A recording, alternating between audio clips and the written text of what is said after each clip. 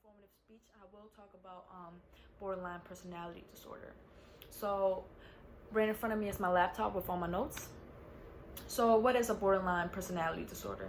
It's an emotional dysregulation disorder with over 3 million cases per year in the United States. And according to a mental health service in Cuyahoga County, Ohio, women are more prone to develop borderline personality disorders than men, with over 75% of cases being in women.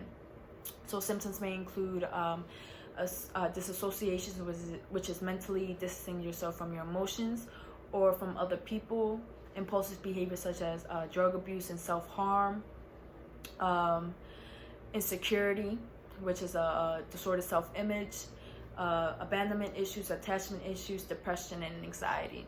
And so an article written by Dr. Kristen Pendle, who is a clinical psychologist, in which this article was also approved by another medical health professional, the estimate prevalent rate is only 2 to 6%. And that is very large considering the population in the United States having been high numbers. So, and that is only the estimate, because borderline personality disorder is also commonly misdiagnosed, which leads me to my thesis statement.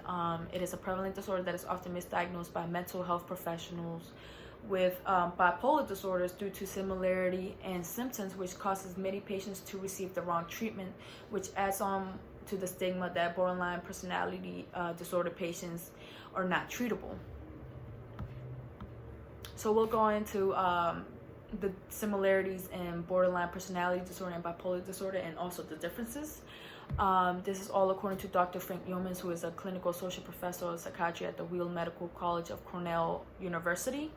So, borderline personality disorder is an extreme, intense emotional state that is triggered by external factors, while bipolar disorder is rooted in brain structure, genetics, and family history.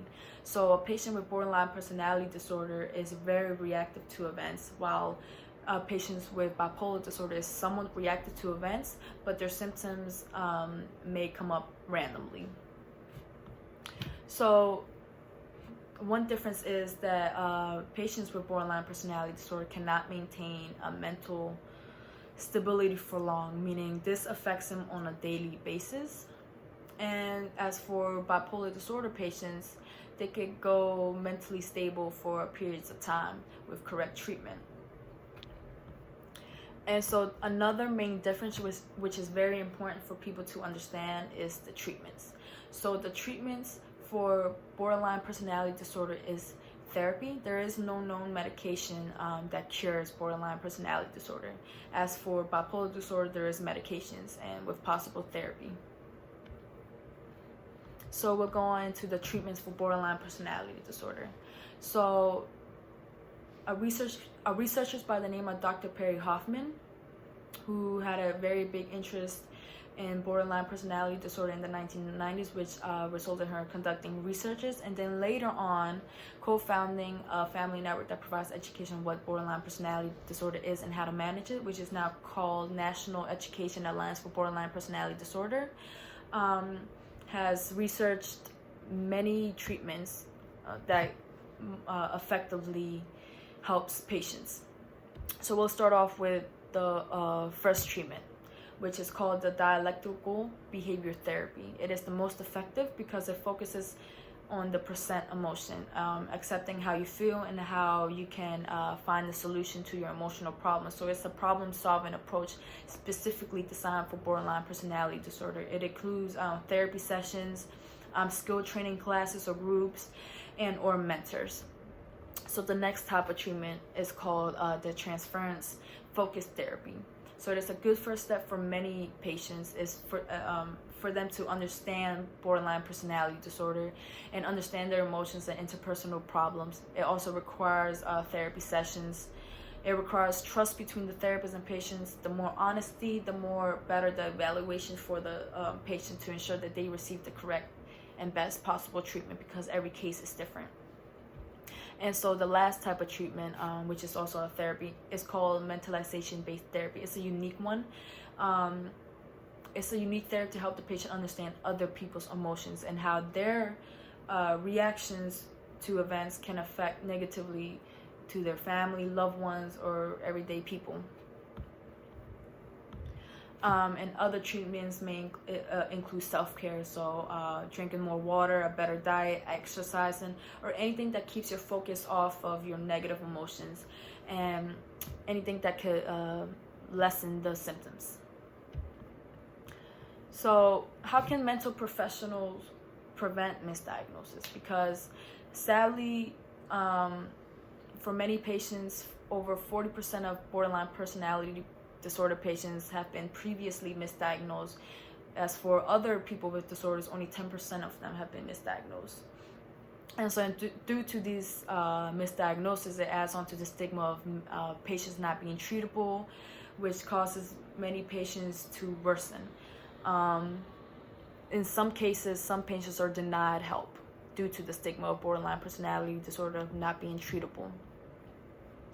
So the best way to prevent misdiagnosis is for the patient to be completely honest on their background, their symptoms, their traumas to the therapist, which is why it's very important for both parties to be open to one another in order to provide best treatment for the patient.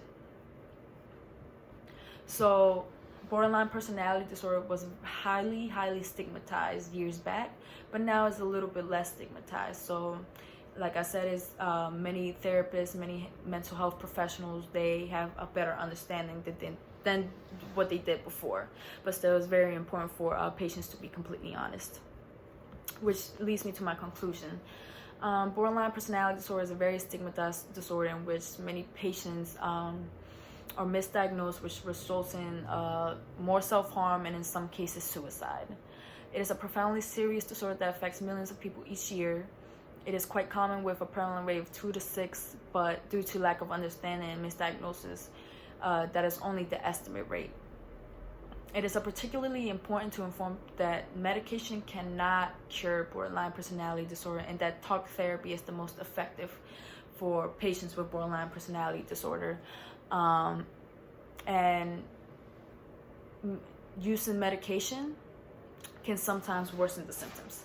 So patients should be completely open to sharing their backgrounds and their symptoms, and therapists should not limit their perception in borderline personality disorders, and always research a disorder that they may lack knowledge about to ensure best treatment for borderline patients. And this could possibly save lives. So that is my informative speech on borderline personality disorder, and thank you.